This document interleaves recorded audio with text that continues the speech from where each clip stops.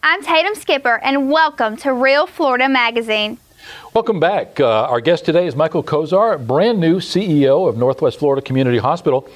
We're going to talk to Michael today about just exactly that, the hospital, how things have changed over the last several years, maybe some of the challenges Michael sees going into the new year in this new facility for him, and what some of his longer-term plans are to ensure the best health care for us right here in Washington County. We'll be right back.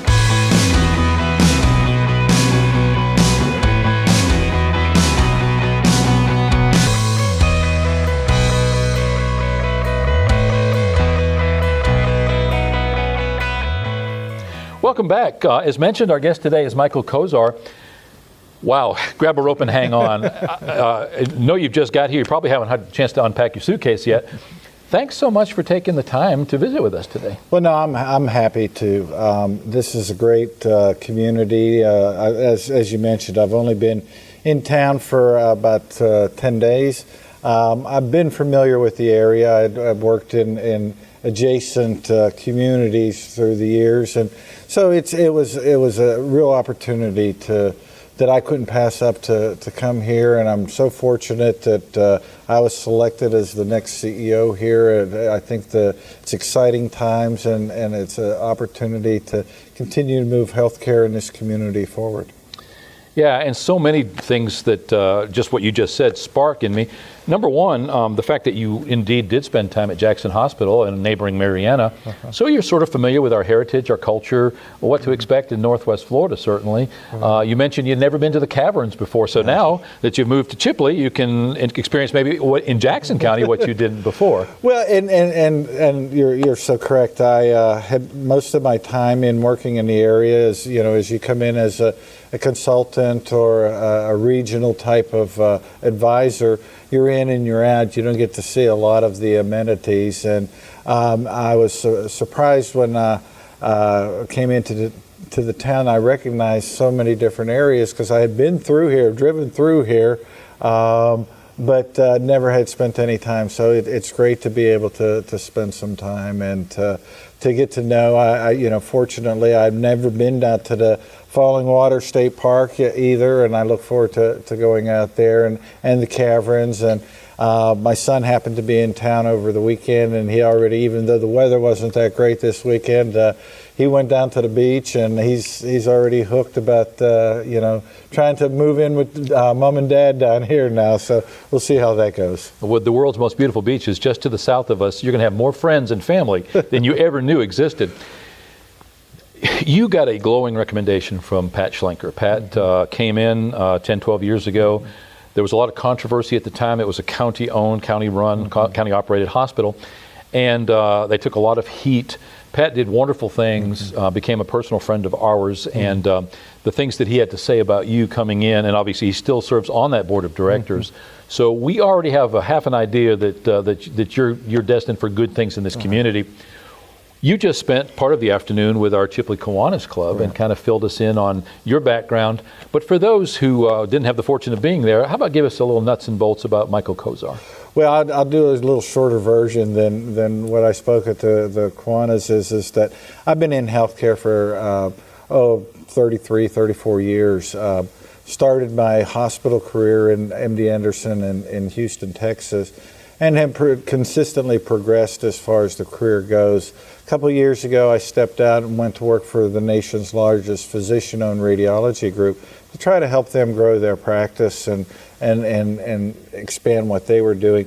But I missed the day-to-day operations, and I really feel that that's where my background, my passion, if you want to say, is working with hospitals.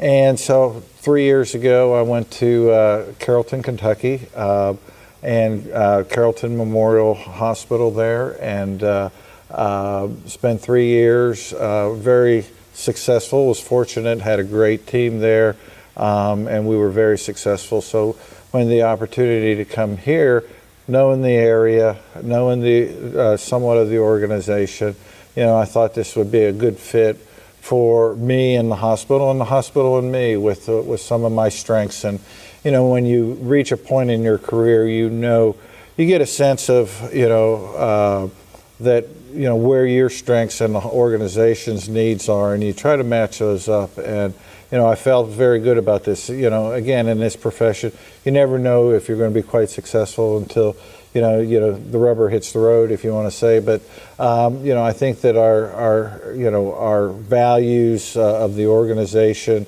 my strengths line up real well with the organization. So I'm really excited. I think the future looks very good. As you mentioned, Pat has done an outstanding job. And, Pat and I first met about 3 years ago.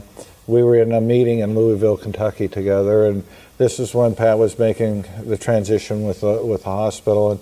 And I recognized then that, the character of the individual and what he was able to do. And every day that I spend, I hear some of the things that he was able to accomplish, and it's a real credit to what he was able to do.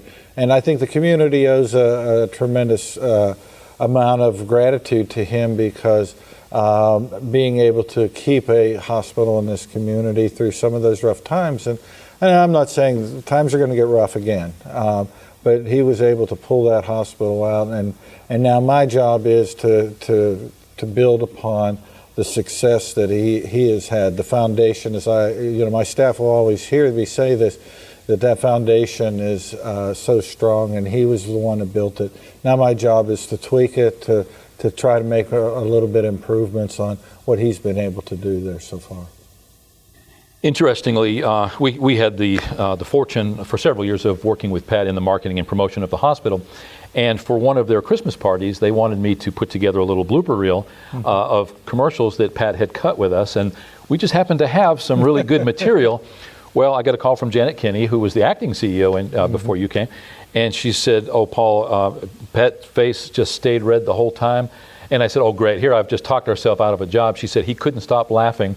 So he's self-effacing with that military background. You almost expect somebody a lot more stern, and he's very stern when he needs to be. But he's a real guy, and he was great for this community and a great enabler within this community from a healthcare point of view.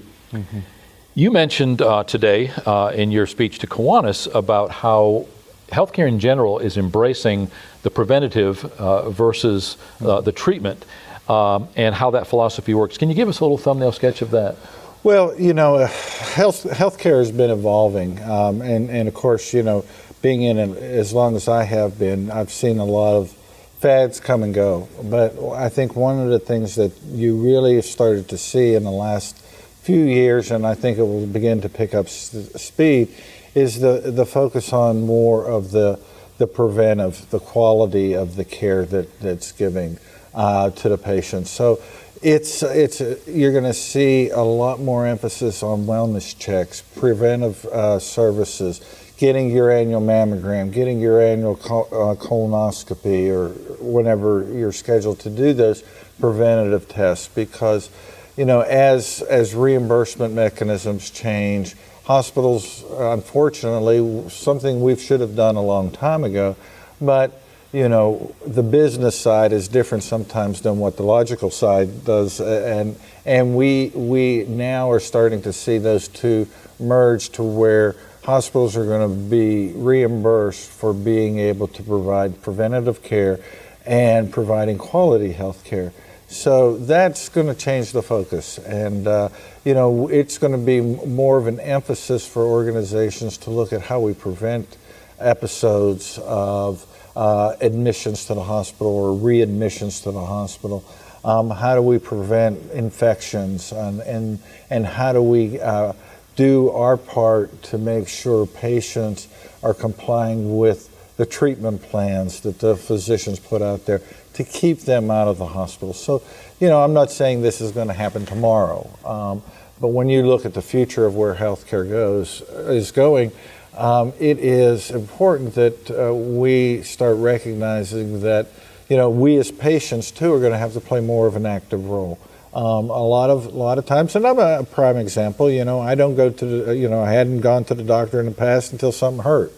Well, that's not really good anymore. You need to be getting that annual physical. You need to be getting that stress test every so often to identify a problem so they can be treated and corrected before they become so big that it's not only detrimental to your health, but also very costly to the healthcare system. What's interesting, and what comes to mind first when you speak about what you just did, is that for many years, chiropractic versus regular medicine sort of butted heads, and there was not a lot of love lost on either side. With this new philosophy, and as you explain how it's evolving, at lunch today, you even mentioned chiropractic in your delivery. Does that mean that there is more of a look toward that holistic, embracing even that chiropractic? Well, I think what you're looking at is a more coordination of those type of services. Patients have been going to them, and they provide a service and they provide benefit to patients, and so instead of in the past of looking at how do we compete with those individuals or those other business models or other philosophies, holistic versus I can never pronounce the word apostolic, and that may not be the right word, but looking at how we coordinate that. So I'll take my parents as an example. Well, they'll go to their cardiologist and they'll give them a prescription. I'll go to their primary care doctor, I'll get another prescription.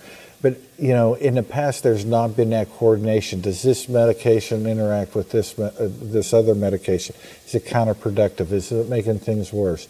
Is the physical therapy that the patient getting detrimental to some other situation?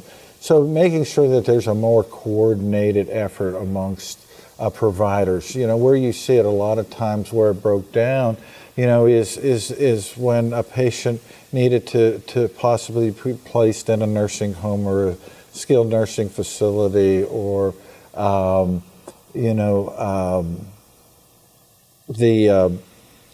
assisted living programs. That hospitals would discharge them, and then all of a sudden they'd start their own treatment. But coordinating that, making sure that everybody's involved in that care, so that we're doing what's best for the patient and not what's best for this individual or that individual, or that organization. As a result of some of the work we've done with the nursing center in this county, as well as some of the neighboring counties, we recognize that adoption of that same philosophy within the nursing facility, assisted living, where they're actually taking some of these patients and they're taking them out jet skiing or fishing or on trips, where before nursing homes, sadly, were just a place people went to die. My mother worked in nursing homes for a long time as a nurse, and they didn't do much besides change their beds and feed them. Different philosophy, and now the baby boomers are insisting on quality of life even after they need assistance. Exactly. And I imagine that's transferring over to the regular healthcare facilities. It is, and the plan of care is so much different than what it was before. People, and I look back at this. This was 20-some years ago. My mother-in-law passed away of cancer, but there was that whole fear of dying at home. I had to go to the hospital to do that. But now you're seeing hospice being more involved with and providing more of a quality of life for the individual versus, let's just, making it so sterile. People are wanting more out of their health care than they ever had before. Not unlike the resurgence of midwives. No, exactly, and what you're seeing too is, and some of this is a result of physician shortages, but you're seeing more and more nurse practitioner, physician assistants, nurse midwives to be able to provide that care. It started out as a necessity because you didn't have providers, but now you're seeing that. For example, my children who are in their 20s, they probably don't have a family practitioner, but they use urgent care, urgent care centers, which are a lot of them staffed by nurse practitioners that they feel comfortable going to that type of care. So there is a portion of it that's wants it now with the younger generation, but it's also an evolution to to being able to meet what their needs are, and the days of I think as far as healthcare providers, the doctor or the hospital dictating what happens, I think those days are gone. It's the patients that now are coming to us and saying, this is how we want our healthcare, and we're listening. From our perspective, one of the biggest challenges that we see you facing is the ignorance within the community of what you provide. Many people who have not been through the doors of your hospital in the last 15 years or more presume that the staff at your hospital still provide those same services, when in reality, the story I told recently, my aunt said she had to take a day off and go to Dothan for an MRI. I told her, you can do that in Chipley. She said, oh, no, go on with you. There's no way they do that in Chipley. Talk a little bit about that. Well, and that's a challenge that you have in smaller communities. Our technology, our staff are as qualified and as skilled as any that you'll find in any large city, large medical centers. Most of them are trained at those types of facilities. So, but it's a perception in smaller communities, and it's like the example I used at Kiwanis today is that when you look at a bigger city and you look at a hospital, you expect them to have all those services.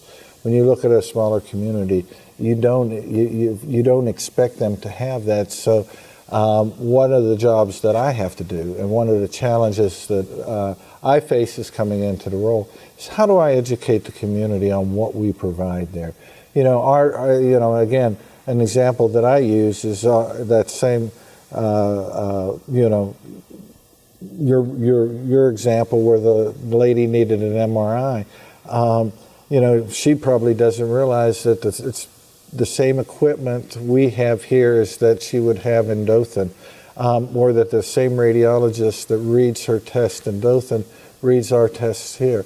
So, those types of things people don't understand, don't recognize, and that's the challenge that we have to do as an organization, is make sure that we spend a lot more time educating the community on what we provide, what we can do, what our capabilities. Now, there are certainly things that we're not going to be able to do, but for a lot of that primary, secondary care, what I call primary, secondary care, we can do. It's the tertiary care that, the major heart surgeries, some of the oncology work, those types of things. Yes, you need to go to a specialty area, but it's going to be my task to educate the community as to what we can do. And what's interesting is many of us, my wife and I included, have moved to a relatively rural, small county away from the beaten path a little bit for the quality of life. Mm-hmm. And we're doing what we would be doing in any other large city in the United States, and yet we fail to recognize the fact that the hospital falls under that same example. Mm-hmm. From bone density scan and advanced radiography to, and we mentioned MRI as part of that, again, that stuff that most of us hope we never have to deal with, mm-hmm. but we automatically presume that because of usually marketing, because the bigger hospitals have the big budgets and they're out there in the media every day, if you've got a stroke, this is where you need to go. Not saying that you wouldn't want to go to those places, but you are the first line of defense and you do offer those services. Well, and again, I mean, a lot of people probably don't recognize that our wound care center is one of, it was one of the only rural wound care centers that are certified. And there's a lot of wound care centers in your big cities that aren't certified. So, I mean, not only do we have the technology and the staff, but we have the credentials to go along with it. We get surveyed by the Joint Commission as every other hospital does, and we have to meet the same standards as those hospitals. Our standards aren't different because we live in Chipley versus Panama City or Dothan. I mean, those standards fall for their hospital, our hospital, so we work under the same. So if we're not meeting those standards, we're not meeting them. So we're meeting the same standards as those other hospitals, and that's an education portion of it. I mean, I think that it's important for people to understand. And again, one of the things I hope to be able to do in the future is to involve the community more in coming to the hospital, spending time finding out what we have, doing programs or services that we can inform the patients of what we really do offer here. I mean, I had another example recently that somebody says, well, I drive to Dothan for a urologist, and we said, well, we have a urologist here. Those are the type of things that we need to do to get out there. One of the things that you said that you would like to start immediately, and I was excited to hear this, was the fact that there's going to be follow-up. If somebody's discharged, a staffer will call the next day that patient, make sure they were able to fill their prescriptions, make sure that they were able to get in touch with their primary physician. Talk a little bit about that piece. Well, it's very important that, again, going back to what we talked earlier about the whole coordination of care, one of the things that we instituted is what we call nurse callbacks. And this is whether you're in an emergency room or you're an inpatient in our hospital. The day following your discharge or the day following your ER visits, you're going to have a nurse call you and ask you how you're feeling. Did you get, if you got a prescription, were you able to get it filled? Is it working? Did you have any problems? So if there is something that's identified, we can address it quicker. We can take an approach to alleviate it. If we need to make arrangements for you to get your medicine or have you scheduled your doctor's follow-up appointment, those types of things, because we don't want you in a week to come back to the hospital and have to be admitted for the same thing because you weren't able to get your prescription filled or weren't able to get back to the doctor to have your follow-up or check your incision and something was going on. And then the next thing we know, you're really sick and we're having to admit you. And that's what we're trying to avoid. Thanks so much for taking the time I today. appreciate it. Welcome to Chipley. Welcome to Washington County. We already know that you're going to be a great asset to the community, and we look forward to visiting with you again. Please consider it an open invitation. Going forward, if there's as you implement changes and as you have something to talk about, give us a call. Let's get you on the show. I appreciate it. Thanks so much. Thank you again.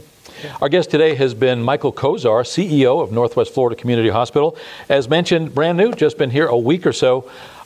There's a lot to look at Northwest Florida Community Hospital. You can check out their website, nfch.org, find out the array of services they offer. You're going to be pleasantly surprised, I guarantee you. That changes monthly, and we're excited about the fact that we have such a fine healthcare facility located right here where we live in what we call the real Florida. We'll be right back.